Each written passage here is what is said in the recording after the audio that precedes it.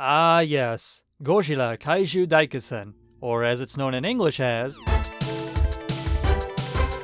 Okay, that's way too many translated names for just one game. That being said, I'll just be sticking with its Japanese title going forward. Developed by Alpha System, Godzilla KAIJUU Daikessen was released onto the Super Famicom back in December of 1994 and was a traditional 2D tournament fighter of sorts. This and its predecessor, Godzilla Battle Legends, were two of the very first the series had seen in this genre of video games, which is surprising when you consider the stacked roster of kaiju that's available within the Godzilla franchise. The popularity of fighting games was on the rise during this era with titles such as Street Fighter II, Mortal Kombat 2, and Killer Instinct, just to name a few. I wouldn't be surprised if Toho saw this and wanted to hop on the gravy train. A Godzilla fighting game in the same vein as that sounds like a no-brainer. Who wouldn't want to choose their own monster and battle it out with the CPU or friends alike? But a lot of the previous games with the Big G's name attached to it were pretty experimental, with them crossing the lines of either being strategy-based or action-centric side-scrollers, and while some of them were fairly received, others were met with negative reactions. Needless to say, the Godzilla series desperately needed a 2D fighter like this, but with over 30 years having passed since its initial release, one question remains.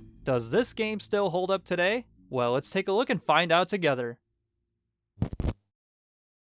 Right off the bat, I want to make it clear to everyone that this is my first time ever attempting any kind of playthrough of Godzilla KAIJUU Daikessen. I have tried it for brief periods in the past, but not nearly enough to give it a fair assessment. Most of my Godzilla gaming experience came from titles like Godzilla Monster of Monsters, Super Godzilla, the Pipeworks trilogy, the PS4 game, and a bit of Gigabash if you want to include that one. Out of all of them though, the Pipework games were always my favorites to play. That trilogy hit like crack in the 80s for yours truly.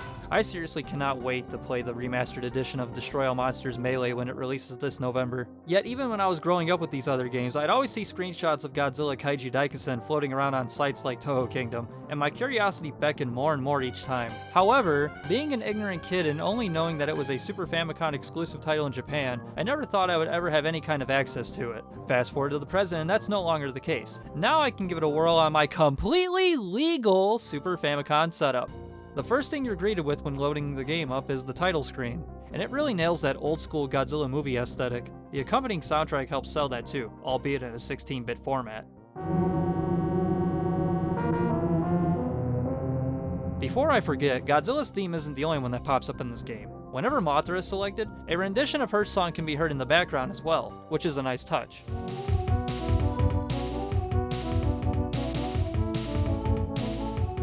Normally, whenever I play a fighting game of this caliber, I'll jump straight into the single player mode and hope I either A, get a built-in game tutorial, or B, learn the controls as I go along. This time, however, I decided the best way to adapt to the game's mechanics was trying out the versus mode, and thankfully I had my younger brother by my side to help me out with that. Both of us went in completely blind, and the result was pure unfiltered button mashing. Did it pay off in the end? Well, not exactly. See, with this being a tournament fighter, all the move inputs are set to specific button combinations. It wasn't until our third or fourth fight that it finally dawned on me that there's a method to this madness. I decided to take a quick glance on the internet to see what the combos were, and oh boy, this didn't bode well for us. Here's just a few examples of what button inputs you have to press in order to pull off certain attacks. This is definitely not what I would consider a casual gaming experience. It's probably best to have some kind of knowledge of this genre before picking up the controller for this one, because it can be very easy to punish your opponent if they don't understand their character's moveset. My brother discovered this almost immediately by repeatedly bullying me with King Ghidorah. I had absolutely no idea how to counter half of what he was doing.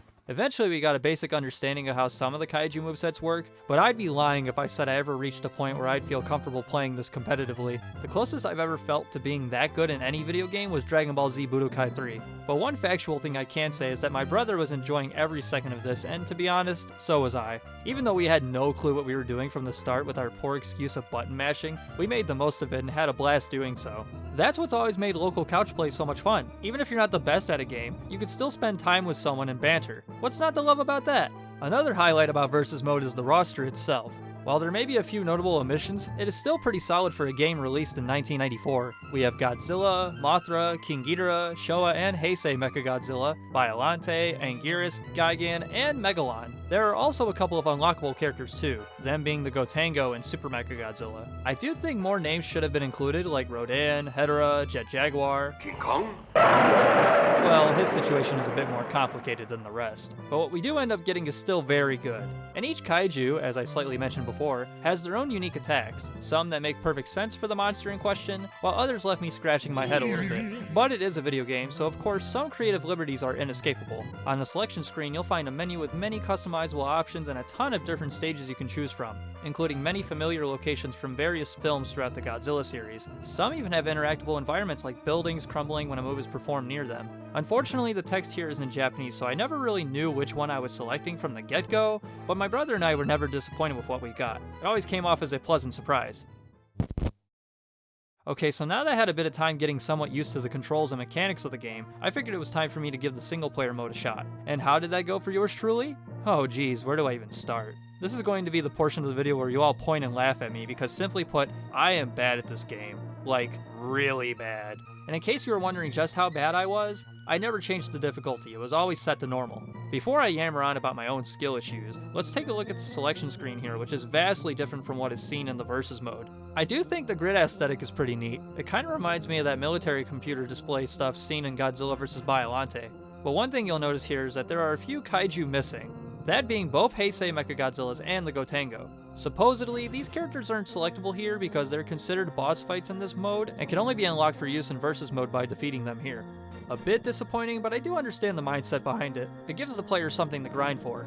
After browsing the available roster, I decided to pick Megalon as he's always been one of my favorites to play as in the video games, mostly due to the Pipeworks trilogy. Unfortunately for me though, he plays much differently in KAIJUU Daikessen. One thing I've never been good at with these tournament fighters is remembering the correct button sequences for certain attacks, so a lot of the time I found myself moving constantly trying to figure them out, all while the CPU caves my skull in. So as you can see here, most of the gameplay I captured makes it look like Megalon's having a seizure. I did manage to get some of the attacks down like his napalm bomb, but the results weren't exactly stellar. I tried fighting Anguirus and he won. I battled Godzilla and he demolished me. I took on Gigan and you guessed it, the cyborg chicken beat me senseless.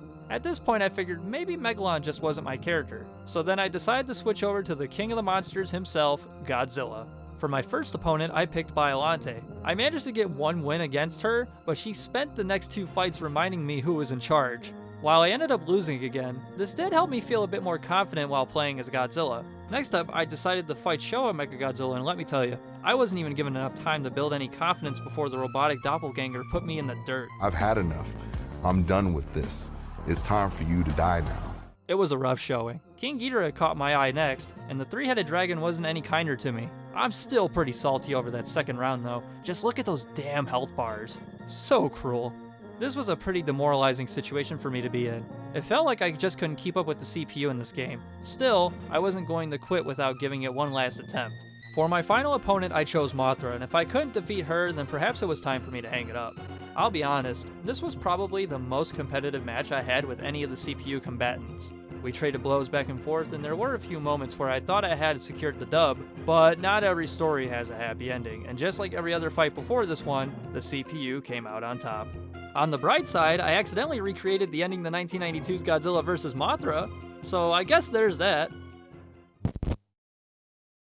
Yet even after all of that, do I feel Godzilla KAIJUU Daikessen still holds up? Absolutely. That may sound odd considering I spent the majority of this video stating how the CPU made an example out of me, but don't be mistaken by that. Just because I'm bad at a video game doesn't mean the game itself is bad. I've always had a tendency to gravitate towards arena fighters like the countless Dragon Ball titles and of course the Pipeworks Godzilla trilogy. Tournament fighters even to this day have never really been my bread and butter, and I have plenty of evidence to support my claim on the channel too.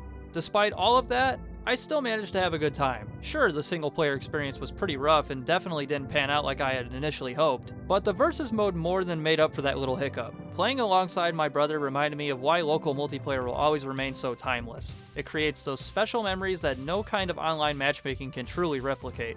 The game has a lot of positives that can't be overlooked too. The character sprites are very faithful to the kaiju they are meant to represent, the original soundtrack is full of killer tunes, and the combat, while challenging, can be enjoyable under the right circumstances. Alpha System really gave the Godzilla series a much needed change of pace, and it's genuinely a shame that this game never saw an official Western release. At the end of the day, Godzilla KAIJUU Daikessen is a game that rewards patience. If you're expecting to jump in and start throwing flashy combos without learning the mechanics, the CPU will humble you in record time. But if you're willing to put in the effort, or better yet, grab a friend for some local multiplayer, you'll find a surprisingly deep and legitimately fun fighting game hiding beneath its 16-bit exterior. It may not be the easiest Godzilla game to get into, but it's absolutely one that's worth experiencing, and one I'm glad I finally got around to playing myself. That's going to wrap it up for today's video, and what do you all think of Godzilla KAIJUU Daikessen? Do you like this game or do you feel differently about it? Sound off in the comments section below, as I would love to hear what you all think of this tournament fighter. Godzilla video games have always been a huge part of my life, and it was great to be able to sit down and give KAIJUU Daikessen a chance. I know my gameplay here wasn't too stellar, but who knows, maybe someday I'll revisit this one and actually try to get good. Or perhaps I'll give another game from the Godzilla series a look. Feel free to make any suggestions, as I'm open to all of them. In addition to the games from the series, I've also covered various topics from the movie franchise, such as deleted scenes and unmade film projects. You can check those out by clicking the videos on screen. Until next time, take care everyone, and I'll see you down the road.